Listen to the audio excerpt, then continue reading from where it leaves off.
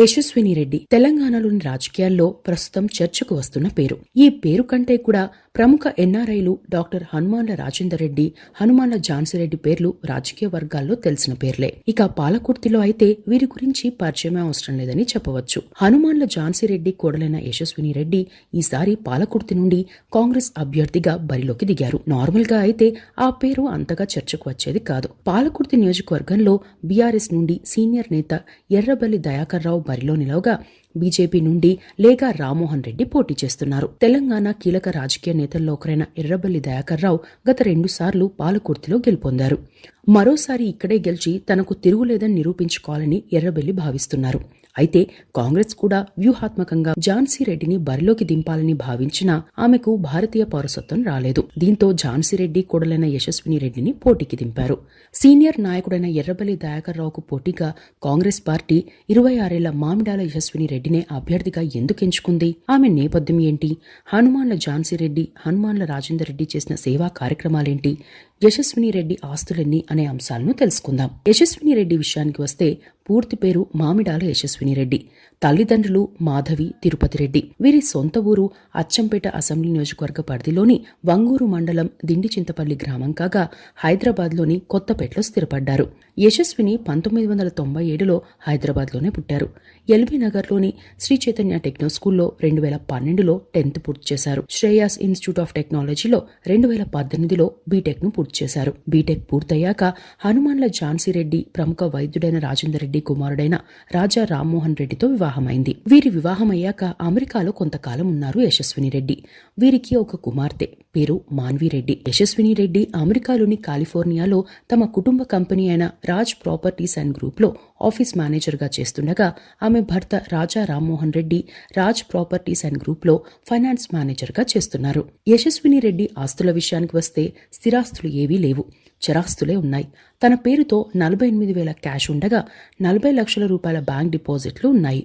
అమెరికాలోని కాలిఫోర్నియాలో bank of అమెరికాలో భారతీయ కరెన్సీతో లెక్కిస్తే 14 లక్షల జాయింట్ అకౌంట్ డిపాజిట్లు, మరో అకౌంట్లో దాదాపుగా 6.5 లక్షలు, జేపీ మోర్గన్ కేజ్ జాయింట్ అకౌంట్లో 40 లక్షలు, మరో అకౌంట్లో 60 లక్షల విలువైన డిపాజిట్లు, ఇన్వెస్ట్మెంట్లు ఉన్నట్లు అఫిడవిట్లో తెలిపారు.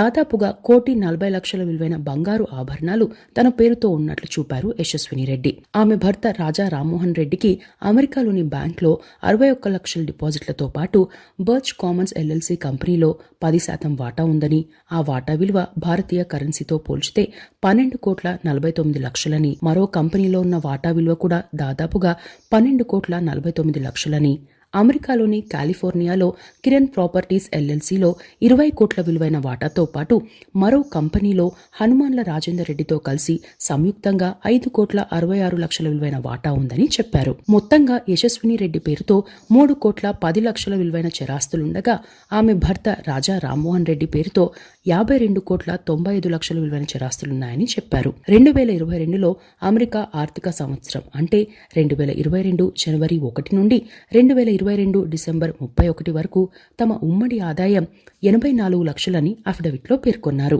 ఇక యశస్విని రెడ్డి రాజకీయాల్లోకి వచ్చిన నేపథ్యం ఏంటి అనే అంశానికి వస్తే హనుమాన్ల ఝాన్సీరెడ్డి సిటిజన్షిప్ అంశమే అందుకు కారణమని చెప్పవచ్చు. ఎన్ఆర్ఐ అయిన ఝాన్సీరెడ్డి 1977లో అమెరికాకు వెళ్లారు. 1982లో ఝాన్సీరెడ్డికి వైద్యుడైన డాక్టర్ హనుమాన్ల రాజేందర్ రెడ్డితో వివాహం జరిగింది. రాజేందర్ రెడ్డి కూడా అమెరికా వెళ్లి అక్కడే సెటిల్ అయ్యారు.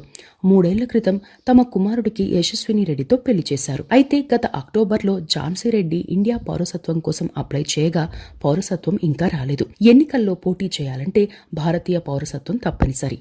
దీంతో ఆమె ఎన్నికల్లో పోటీ చేయడం సాధ్యం కాలేదు. ఆమె కోడలు యశస్విని రెడ్డిని బరిలోకి దింపారు ఝాన్సీరెడ్డి.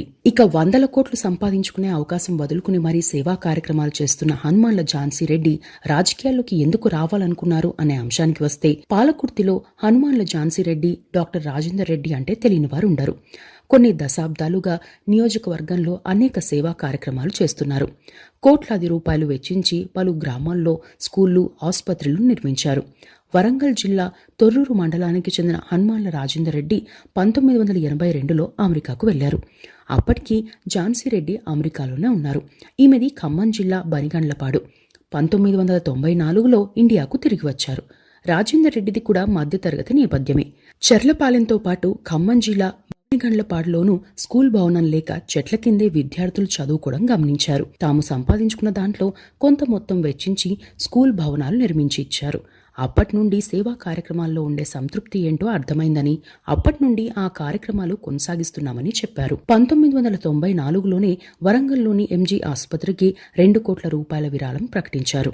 అప్పట్లో 2 కోట్ల రూపాయలతో హైదరాబాద్ నగర శివార్లలో 10 ఎకరాల్లో భూమి వచ్చేది. ఇప్పటి విలువతో లెక్కిస్తే 100 కోట్లలో ఉండేదని చెప్పవచ్చు. అయితే తమ ప్రాంతానికి ఏదైనా చేయాలనే సదుద్దేశంతో భారీగా సేవా కార్యక్రమాలు చేపట్టారు. అంతేకాకుండా సొంత ఊరు చెర్లపాలెంలో పేదలకు ఇళ్ల కోసం అక్కడే 2 ఎకరాల భూమిని కొని ప్రభుత్వానికి ఇచ్చారు. అందులో దాదాపుగా 30 ఇళ్లను నిర్మించారు. అప్పటికి తొర్రూరులో ప్రభుత్వ ఆసుపత్రి లేదు. గర్భిణీలు వైద్య సేవల కోసం దూర ప్రాంతాలకు వెళ్లాలంటే ఇబ్బంది అయ్యేది. దీంతో తమ డబ్బుతోనే 30 పడకల ఆసుపత్రి నిర్మించి ఇవ్వడంతో పాటు ఆసుపత్రికి కావాల్సిన సామాగ్రిని కొని ఏర్పాటు చేశారు. 2001లో ఈ ఆసుపత్రి నిర్మాణం ప్రారంభించగా 2003లో పూర్తి చేశారు. అప్పటి సీఎం చంద్రబాబు నాయుడు ఈ ఆసుపత్రిని ప్రారంభించారు. ఆసుపత్రి నిర్మించినా అక్కడ వైద్యులు సరిగ్గా రాకపోతే మళ్లీ గర్భిణీలకు పసిపిల్లలకు చాలా ఇబ్బంది అవుతుందన్న ఉద్దేశంతో ప్రత్యేకంగా డాక్టర్లు ఇక్కడికి వచ్చి సేవలు అందించేలా చొరవ చూపారు. ఖమ్మం జిల్లాలో మహిళా డిగ్రీ కాలేజీలకు కొన్ని గదులు కట్టించడంతో పాటు పలు చోట్ల లైబ్రరీలను ఏర్పాటు చేశారు.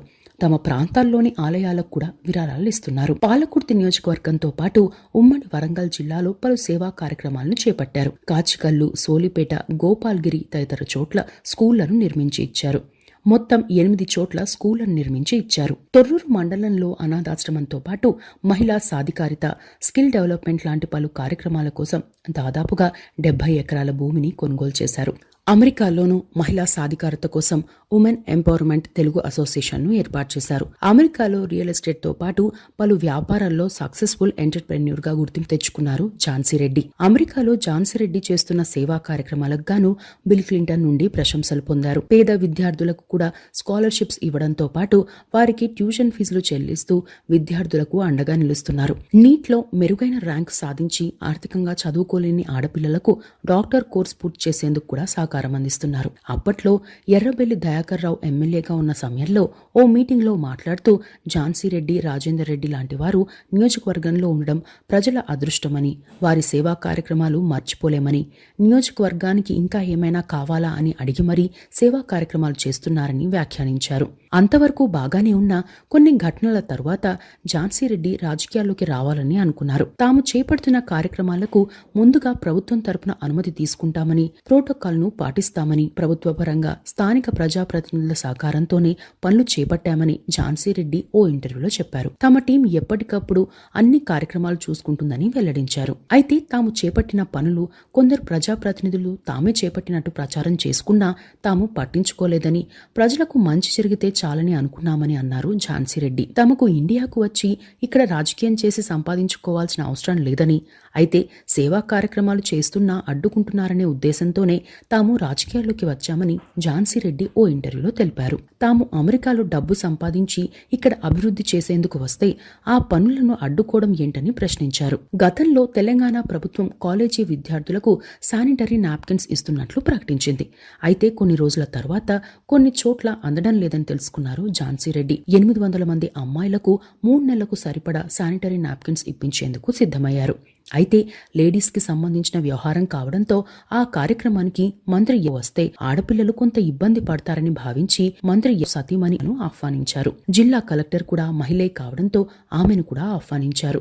ప్రభుత్వ ప్రోటోకాల్ ప్రకారమే ప్రోగ్రాం ఏర్పాటు చేశారు. అయితే ఆ కార్యక్రమానికి ప్రభుత్వం నుండి ఎవరూ రాకపోగా స్థానిక ప్రజా ప్రతినిధులు కూడా హాజరు కాలేదు. తాము పేద ఆడపిల్లల ఇబ్బందులను దృష్టిలో పెట్టుకుని చేపడుతున్న కార్యక్రమానికి కూడా ఇలాంటి ఇబ్బంది సృష్టించడం సరికాదని ఓ ఇంటర్వ్యూలో స్వయంగా చెప్పారు ఝాన్సీ రెడ్డి. తాము ఎవరికీ ఇబ్బంది కాకుండా కేవలం నియోజకవర్గ అభివృద్ధి కోసం సేవా కార్యక్రమాలు చేస్తున్నామని, ఇండియాలో ఎక్కడా స్థిరాస్తులు లేవని, ఎవరికీ మర్యాద తగ్గకుండా హుందాగా చేస్తున్నామని, అయినా ఏవో కారణాలతో ఇలాంటి అడ్డంకులు సృష్టించడంతో తామే స్వయంగా రాజకీయాల్లోకి రావాలని అనుకున్నామని చెప్పారు ఝాన్సీ రెడ్డి. అయితే రాజకీయాల్లోకి రావాలంటే ముందు స్థానికంగా ఉన్న నేతల అభిప్రాయం తెలుసుకోవాలని భావించి కొన్నాళ్ల పాటు ఇండియాలోనే ఉన్నారు. ఝాన్సీ రెడ్డి పాలకుర్తి వచ్చిన సమయంలో భారీ ర్యాలీ నిర్వహించారు.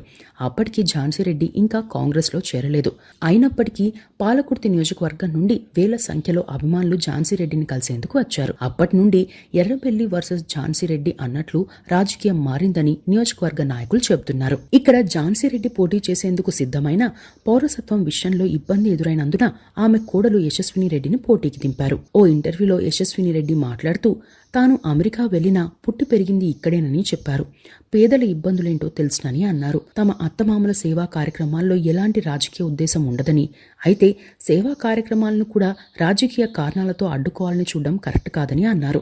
ఎక్కడో అమెరికాలో ఉండి సేవా కార్యక్రమాలు చేపడుతున్నామని, అలాంటిది ఇక్కడ ప్రజల్లోకి వచ్చి గెలిస్తే నియోజకవర్గ అభివృద్ధి ఎలా ఉంటుందో చూపిస్తామని చెప్పారు. తాము డబ్బు కోసం రాజకీయాల్లోకి రాలేదని, సేవాభావంతోనే వచ్చామని, అత్తమామల అడుగుజాడల్లో నడుస్తానని చెప్పారు యశస్విని రెడ్డి. ఇవి యశస్విని రెడ్డికి సంబంధించిన అంశాలు.